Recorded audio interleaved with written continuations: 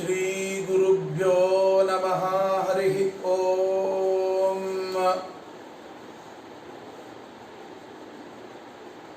ದಿನಾಲು ಋಷಿಗಳ ಚಿಂತನೆಯ ಮಾಲಿಕೆಯಲ್ಲಿ ಇವತ್ತಿನ ದಿವಸ ಭಾರದ್ವಾಜರ ಬಗ್ಗೆ ಕೆಲವು ಮಾತುಗಳನ್ನು ಸಂಕ್ಷಿಪ್ತವಾಗಿ ತಿಳಿಯುವಂತಹ ಪ್ರಯತ್ನವನ್ನು ಮಾಡೋಣ.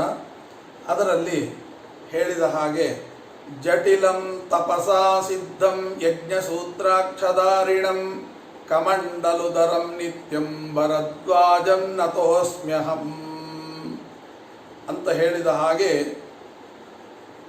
ದೇವಗುರುಗಳಾಗಿರತಕ್ಕಂತಹ ಬೃಹಸ್ಪತ್ಯಾಚಾರ್ಯರಿಗೆ ಮಮತಾ ಅಂತ ಒಬ್ಬಳು ಹೆಂಡತಿ. ಅಂತಹ ಬೃಹಸ್ಪತ್ಯಾಚಾರ್ಯರು ಹಾಗೂ ಮಮತಾ ಎಂಬತಕ್ಕಂತಹ ದಂಪತಿಗಳಲ್ಲಿ ಜನಿಸಿರತಕ್ಕಂತಹ ಮಗುವೇ ಭರದ್ವಾಜರು. ಅವರನ್ನು ಮಗು ಹುಟ್ಟಿದ ನಂತರ ಮಮತಾದೇವಿ ಅವಳು ಹೇಳ್ತಾಳೆ, ಇದನ್ನು ಯಾರು ರಕ್ಷಣೆ ಮಾಡಬೇಕು ಅಂತ ಹೇಳಿ ಅವಳು ಬೃಹಸ್ಪತ್ಯಾಚಾರ್ಯರಿಗೆ ಕೊಟ್ಟು ನೀವೇ ಪೋಷಣೆ ಮಾಡ್ರಿ ಅಂತ ಹೇಳಿದ್ರು. ಆದರೆ ಅವರು ಅವಳಿಗೆ, ನೀನು ತಾಯಿ ಆದ್ದರಿಂದ ನೀನು ರಕ್ಷಣೆ ಜವಾಬ್ದಾರಿ ನಿಂದು, ಆದ್ದರಿಂದ ನಾನು ರಕ್ಷಣೆ ಮಾಡೋದಲ್ಲ ಅಂತ ಹೇಳಿದರು. ಅವಳೇನು ಮಾಡಿದ್ಲು, ಗಂಡನಿಗೆ ಜವಾಬ್ದಾರಿಯನ್ನು ವಹಿಸಿ ತಾನು ಹೊರಟೇ ಹೋಗ್ಬಿಟ್ಲು. ಈ ರೀತಿಯಾಗಿ ತಾನು ಹೊರಟು ಹೋದ ನಂತರ ಏನಾಯಿತು ಅಂದರೆ, ಬೃಹಸ್ಪತ್ಯಾಚಾರ್ಯರು ಅದನ್ನು ಮಗುವನ್ನು ಬಿಟ್ಟು ಅವರು ಕೂಡ ಹೊರಟು ಹೋದರು.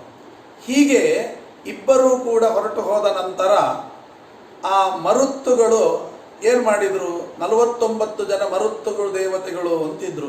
ಅವರು ನೋಡಿದರು, ಈ ಕಡೆ ತಂದೆಗೂ ಬೇಡ ತಾಯಿಗೂ ಬೇಡ, ಈ ಮಗುವಿನ ಗತಿ ಏನು ಅಂತ ತಿಳಿದುಕೊಂಡು 49 ಜನ ಮರುತ್ತುಗಳು ಈ ಮಗುವನ್ನು ತೆಗೆದುಕೊಂಡು ರಕ್ಷಣೆ ಮಾಡಲಿಕ್ಕೆ ತೊಡಗಿದರು.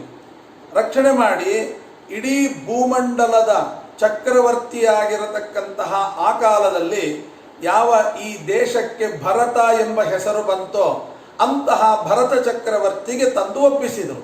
ನೋಡಪ್ಪ, ನೀನು ಮಕ್ಕಳಿಲ್ಲ ಅಂತ ದುಃಖ ಪಡ್ತಾ ಇದ್ದಿ, ಆದ್ದರಿಂದ ಈ ಮಗುವನ್ನು ನೀನು ಸಾಕು ಎಂಬುದಾಗಿ ಭರತ ಚಕ್ರವರ್ತಿಗಳಿಗೆ ಈ ಭರದ್ವಾಜರನ್ನು ತಂದು ಕೊಟ್ಟು. ಇಷ್ಟಾದ ನಂತರ ಇವರು ಯಾರು ಅಂತ ಕೇಳಿದರೆ, ಭರತ ಚಕ್ರವರ್ತಿಗಳು ದುಷ್ಯಂತ ಮಹಾರಾಜರು ಹಾಗೂ ಶಕುಂತಲಾದೇವಿಯ ಸುಪುತ್ರರು. ಇಂತಹ ದುಷ್ಯಂತ ಮಹಾರಾಜರು ಹಾಗೂ ಶಕುಂತಲಾದೇವಿಯ ಪುತ್ರರಾಗಿರತಕ್ಕಂತಹ ಈ ಭರದ್ವಾಜರಿದ್ದಾರೆ, ಅವರಿಗೆ ನಿಜವಾಗಿಯೂ ಕೂಡ ಮಕ್ಕಳಿಲ್ಲ ಅಂತ ಹೇಳಿದ್ರಲ್ಲ, ಮತ್ತೆ ಮಕ್ಕಳಿದ್ರಲ್ವಾ ಅಂತ ಶಾಸ್ತ್ರಕಾರರು ಪ್ರಶ್ನಿಸಿದಾಗ ಅವರಿಗೆ 3 ಜನ ಪತ್ನಿಯರಿದ್ದರು. ಯಾರಿಗೆ? ಆ ಭರತ ಚಕ್ರವರ್ತಿಗಳಿಗೆ 3 ಜನ ಪತ್ನಿಯರಿದ್ದರು. ಆದರೆ ಏನಾಗಿತ್ತು ಅಂತಂದರೆ, ಒಬ್ಬೊಬ್ಬ ಹೆಂಡತಿಗೂ ಒಬ್ಬೊಬ್ಬ ಮಗನಾಗ್ತಾನೆ, ಗಂಡು ಮಕ್ಕಳಾಗ್ತಾರೆ. ಒಬ್ಬೊಬ್ಬ ಹೆಂಡತಿಯಲ್ಲಿ ಒಂದೊಂದು ಗಂಡು ಮಕ್ಕಳಾಗ್ತಾರೆ. ಅವು ದುಷ್ಯಂತನಷ್ಟು ಸುಂದರ ಇರಲಿಲ್ಲ. ನಿಜವಾಗಿಯೂ ದುಷ್ಯಂತ ಮಹಾರಾಜರು ಎಷ್ಟು ಸೌಂದರ್ಯ ಇರುತ್ತರು ಅಂತಂದರೆ, ಸಾಕ್ಷಾತ್ ದೇವಲೋಕದಿಂದ ದೇವತೆನೇ ಇಳಿದು ಬಂದ ಸೌಂದರ್ಯ ಎಂಬುದಾಗಿ ಕಾಳಿದಾಸ ತನ್ನ ಕೃತಿಯಲ್ಲಿ ವರ್ಣನೆ ಮಾಡ್ತಾನೆ.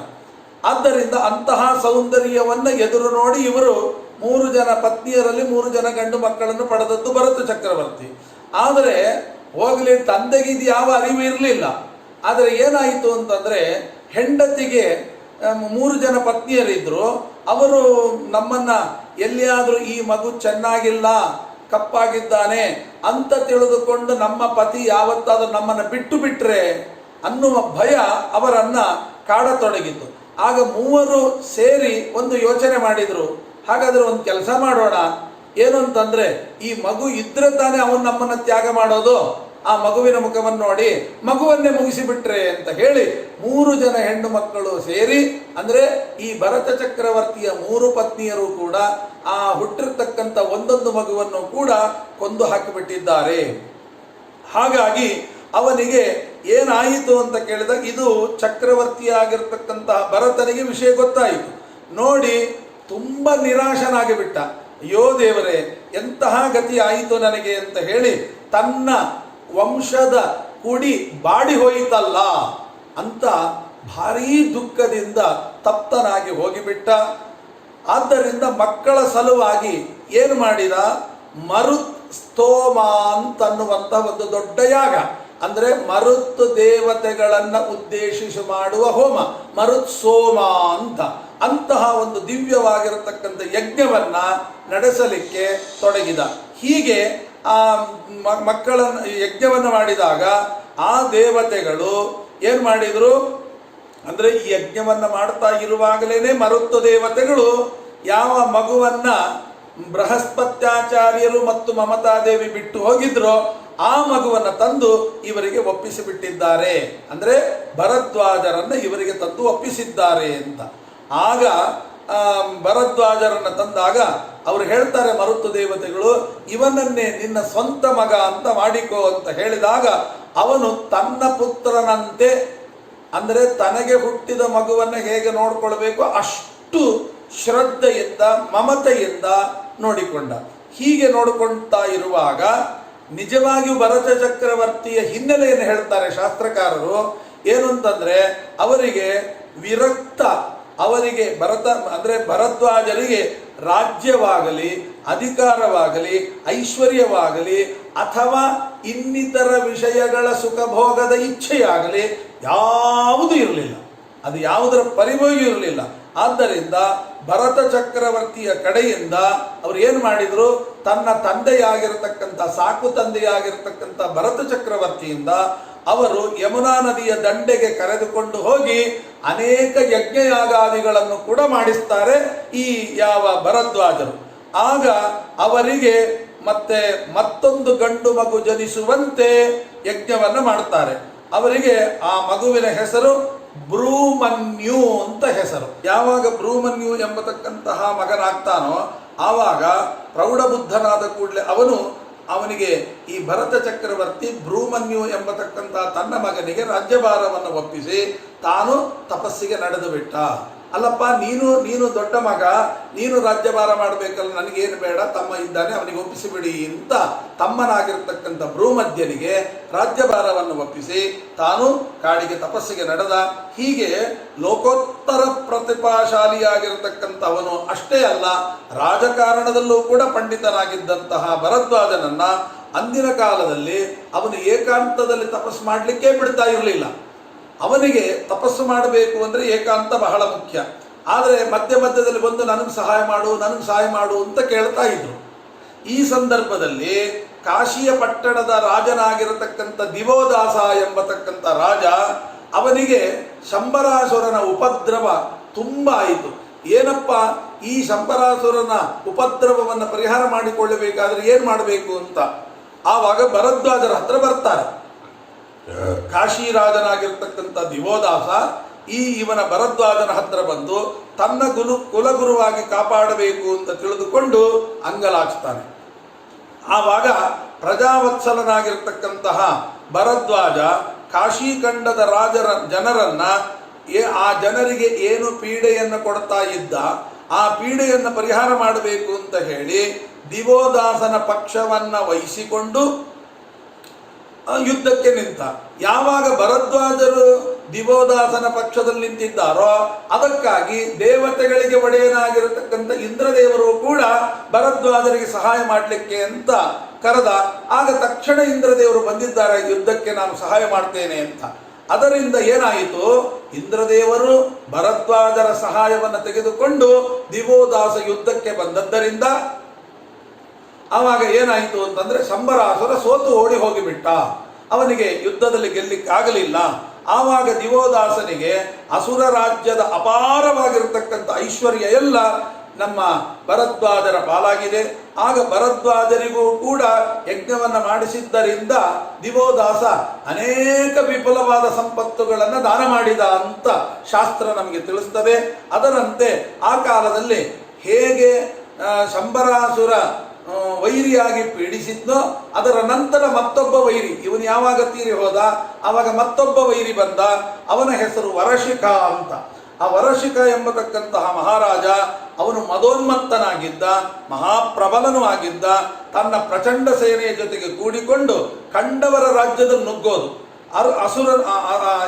ಅರಸರನ್ನು ಸೋಲಿಸೋದು, ಸೋಲಿಸಿಬಿಟ್ಟು ಸಿಕ್ಕಿಬಿದ್ದ ಸಂಪತ್ತನ್ನೆಲ್ಲ ಕೊಳ್ಳೆ ಹೊಡೆಯೋದು.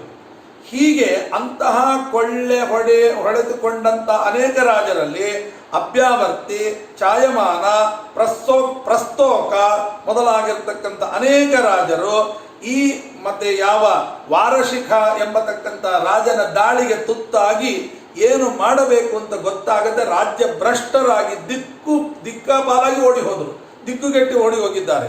ಹೀಗೆ ಅವರೆಲ್ಲರೂ ಕೂಡ ಭರದ್ವಾಜರ ಕರ್ತೃತ್ವ ಶಕ್ತಿಯನ್ನು ಕೇಳಿ ಅವರಿಗೆ ಶರಣಾಗತರಾಗಿ ರಕ್ಷಣೆ ಮಾಡಬೇಕು ಅಂತ ಕೇಳಿಕೊಂಡಾಗ ಭರದ್ವಾಜರು ತಮ್ಮ ಮಗನಾಗಿರತಕ್ಕಂತಹ ಭರದ್ವಾಜರಿಗೆ ಅನೇಕ ಮಕ್ಕಳು, ಎಲ್ಲ ಬ್ರಹ್ಮಜ್ಞಾನಿಗಳು, ಯಾವುದು ರುಜಸ್ವಿನ್, ಪಾಯು, ಗರ್ಗ ಮೊದಲಾಗಿರ್ತಕ್ಕಂಥ ಅನೇಕ ಮಕ್ಕಳಿದ್ರು. ಅದರಲ್ಲಿ ಒಬ್ಬ ಮಗ ಪಾಯು ಅಂತ, ಆ ಪಾಯು ಎಂಬತಕ್ಕಂಥ ಮುನಿಯನ್ನ ಕರೆಸಿ ಭರದ್ವಾಜರು ಹೇಳ್ತಾರೆ, ನೋಡಪ್ಪ ನೀನು ಯುದ್ಧದಲ್ಲಿ ಇವರನ್ನ ಅಜೇಯರಾಗುವಂತೆ ಮಾಡು ಅಂತ ಹೇಳಿ ಅನೇಕ ರಾಜರು ಬಂದಿದ್ದಾರೆ ನಮ್ಮ ಸಹಾಯವನ್ನು ಕೇಳಿಕೊಂಡು. ಅಭ್ಯಾವರ್ತಿ, ಚಾಯುಮಾನ, ಪ್ರಸ್ತೋಕ್ತ ಇವರೆಲ್ಲ ಬಂದಿದ್ದಾರೆ, ವಾರಶಿಕನ ದಾಳಿಗೆ ತುತ್ತಾಗಿದ್ದಾರೆ, ಅವರ ರಕ್ಷಣೆ ಮಾಡು ಅಂತ ಕೇಳಿದಾಗ ಆಗ ಭರದ್ವಾಜನ ಪುತ್ರರಾಗಿರತಕ್ಕಂಥ ಪಾಯು ಎಂಬತಕ್ಕಂಥ ಮಹಾರಾಜರು ಅವರು ಏನು ಮಾಡಿದ್ದಾರೆ, ಅದ್ಭುತವಾದ ತಮ್ಮ ಮಂತ್ರಶಕ್ತಿಯಿಂದ ದಿವ್ಯವಾದ ರಥ, ದಿವ್ಯವಾದ ಬಿಲ್ಲು, ದಿವ್ಯವಾದ ಬಾಣ, ಬತ್ತಳಿಕೆ, ಅನೇಕ ಶಸ್ತ್ರಾಸ್ತ್ರಗಳನ್ನ ನಿರ್ಮಿಸಿಬಿಟ್ಟು ಅವುಗಳನ್ನು ಅಭಿಮಂತ್ರಣ ಮಾಡಿ ಬಂದಿರತಕ್ಕಂಥ ಎಲ್ಲ ರಾಜರಿಗೂ ಕೊಟ್ಟ ಪಾಯು. ಹೀಗೆ ಕೊಟ್ಟಾಗ ಇಂತಹ ದಿವ್ಯಾಸ್ತ್ರಗಳನ್ನು ಪಡೆದಿರತಕ್ಕಂಥ ಅಭ್ಯಾವರ್ತಿ, ಜಾಯಮಾನ, ಶರಂಜಯ, ಕುಮಾರ, ಪ್ರಸ್ತೋಕ್ತ ಅನೇಕ ಮಹಾರಾಜರು ಇವರೆಲ್ಲರೂ ಕೂಡ ಏನ್ ಮಾಡಿದ್ರು, ಈ ಪಿಯ ಅಂತನ್ನುವಂತ ಒಂದು ದೊಡ್ಡ ನದಿ, ಪಿಯ ಅಂತ ನದಿಯ ದಂಡೆಯ ಮೇಲೆ ಅವರು ಏನ್ ಮಾಡಿದ್ರು, ವಾರಶಿಕನನ್ನ ತಡೆದು ಭಾರಿ ಘನಘೋರವಾಗಿರ್ತಕ್ಕಂಥ ಯುದ್ಧ ನಡೆಯಿತು. ಹೀಗೆ ಬಹಳ ಭರದ್ವಾಜರ ಪ್ರಯತ್ನದಿಂದ, ಇಂದ್ರನ ಸಹಾಯದಿಂದ ಜಾಯಮಾನಾದಿಗಳಿಗೆ ವಿಜಯ ಸಿಕ್ಬಿಟ್ಟು ಆ ಹುಮ್ಮಸ್ಸಿನಿಂದ ಆ ವಾರಶಿಕ ಅಂತಿದ್ದಲ್ಲ ಅವನನ್ನ ರಥ ಗಿತ ಎಲ್ಲ ಪುಡಿ ಮಾಡಿ ಅವನನ್ನು ಕೂಡ ಕೊಚ್ಚಿ ಹಾಕಲಿಕ್ಕೆ ಕಾರಣರಾದರು. ಇದು ಭರದ್ವಾಜರ ರಣತಂತ್ರ ಅಂತ ನಾವು ಹೇಳಬಹುದು.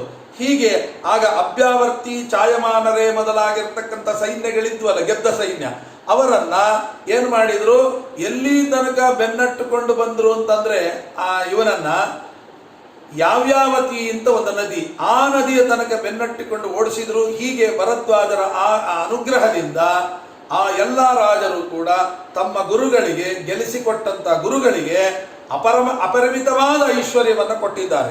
ಹೀಗೆ ಭರದ್ವಾಜರಿಗೆ ಅನೇಕ ಬ್ರಹ್ಮಜ್ಞಾನಿ ಮಕ್ಕಳು, ಅವರೆಲ್ಲ ವೇದ ಕಾಲದಲ್ಲಿ ರಾಜಕಾರಣದಲ್ಲಿ ಅತ್ಯಂತ ನಿಷ್ಣಾತವಾದ ಋಷಿಗಳು ಅಂತ ಏನಾದರೂ ಜಗತ್ತಿನಲ್ಲಿದ್ರೆ ಅದು ಭರದ್ವಾಜ. ಅಷ್ಟು ದೊಡ್ಡ ವ್ಯಕ್ತಿಗಳು ಭರದ್ವಾಜರು ಅಂತ. ಮುಂದೆ ಕಾರ್ತವೀರ್ಯಾರ್ಜುನ ಬಂದು ದಿವೋದಾಸನನ್ನ ಮತ್ತೊಮ್ಮೆ ಸೋಲಿಸ್ತಾನೆ. ಹೀಗೆ ಸೋಲಿಸುವಾಗ ಕಾಶಿಯನ್ನೇ ಆಕ್ರಮಿಸಿಕೊಂಡಾಗ ಈ ದಿವೋದಾಸ ಓಡಿ ಬಂದು ಮತ್ತೆ ಭರದ್ವಾಜರನ್ನು ಬೇಡ್ತಾನೆ.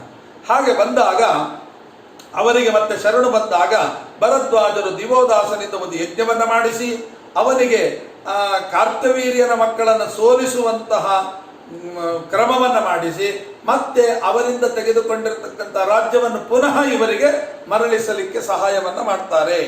ಇಷ್ಟೆಲ್ಲ ಗೌರವಗಳಾಗಿರ್ಬಹುದು, ಪ್ರತಿಷ್ಠೆಗಳಾಗಿರ್ಬಹುದು, ಮಾನಗಳು, ಮರ್ಯಾದೆ ಇವೆಲ್ಲ ಬಂದರೂ ಕೂಡ ಅವು ತಾವಾಗೆ ಬಂದು ಕಾಲಬುಡದಲ್ಲಿ ಬೀಳ್ತಾ ಇದೆ ಭರದ್ವಾಜರಿಗೆ. ಆದರೂ ಕೂಡ ಬಿದ್ದು ಹೊರಳಾಡ್ತಾ ಇದ್ರು ಕೂಡ ಎಲ್ಲ ಐಶ್ವರ್ಯಗಳನ್ನು ನನ್ನ ಸ್ವೀಕಾರ ಮಾಡು ಅಂತ ಹೇಳಿ ಕಾಲಿನ ಬುಡಕ್ಕೆ ಬಿದ್ದಿದ್ರು ಕೂಡ ಒಂದು ಚೂರು ಕೂಡ ಅದರ ಮೇಲೆ ಆಸೆಯಾಗಲಿ ಆಕಾಂಕ್ಷೆಗಳಾಗಲಿ ಭರದ್ವಾಜರಿಗಿರಲಿಲ್ಲ. ಹಾಗಾದ್ರೆ ಅವ್ರಿಗೆ ಏನು ಆಸೆ ಇತ್ತು ಅಂದ್ರೆ ಒಂದೇ ಒಂದು ಆಸೆ ಇತ್ತು, ಏನಂದ್ರೆ ಇಡೀ ಸಮಗ್ರವಾಗಿರತಕ್ಕಂಥ ವೇದರಾಶಿಯನ್ನು ಒಮ್ಮೆ ಓದಿ ಬಿಡಬೇಕು ಅನ್ನುವಂಥ ದೊಡ್ಡ ಹೆಬ್ಬಯಕೆ ಅವರಿಗೆ. ಅವರು ಏನ್ ಮಾಡಿದ್ರು, ಇಡೀ ತಮ್ಮ ಜೀವಮಾನದಲ್ಲಿ ಉಳಿದ ಎಲ್ಲ ಕಾರ್ಯಕ್ರಮಗಳಿಗೆ ಚೂರು ಚೂರು ಅಷ್ಟೇ ಆಸ್ಪದ, ಎಲ್ಲದಕ್ಕೂ ಚೂರು ಚೂರು ಆಸ್ಪದವನ್ನು ಕೊಟ್ಟು ಉಳಿದೆಲ್ಲ ಸಮಯವನ್ನ ತಾವು ವೇದಾಧ್ಯಯನಕ್ಕೆ ಮೀಸಲಾಗಿಟ್ಟಿದ್ರು. ಹೀಗೆ ಮಾಡಿದಾಗ ವಯಸ್ಸಾಯಿತು. ವಯಸ್ಸಾದ ಮೇಲೆ ಎಲ್ಲ ಲೋಕಗಳ ವ್ಯವಹಾರ, ಮನೆ ಮಾರು ಎಲ್ಲ ಬಿಟ್ಟರು. ಎಲ್ಲ ಬಿಟ್ಬಿಟ್ಟು ಏನ್ ಮಾಡಿದ್ರು, ವೇದಗಳ ಸಂಶೋಧನೆಯನ್ನು ಮಾಡಲಿಕ್ಕೆ ತಮ್ಮ ಜೀವನವನ್ನು ಮುಡಿಪಾಗಿಟ್ಬಿಟ್ರು. ಹೀಗೆ ಮತ್ತೆ ವೇದಗಳ ರಾಶಿಯನ್ನು ಓದಿದಂತೆ ಅದು ಸಾಗರದ ಹಾಗೆ ಹೋಗ್ತಾ ಇದೆ, ಅದಕ್ಕೆ ಕೊನೆನೇ ಇಲ್ಲದ ಹಾಗೆ ಆಗ್ತದೆ.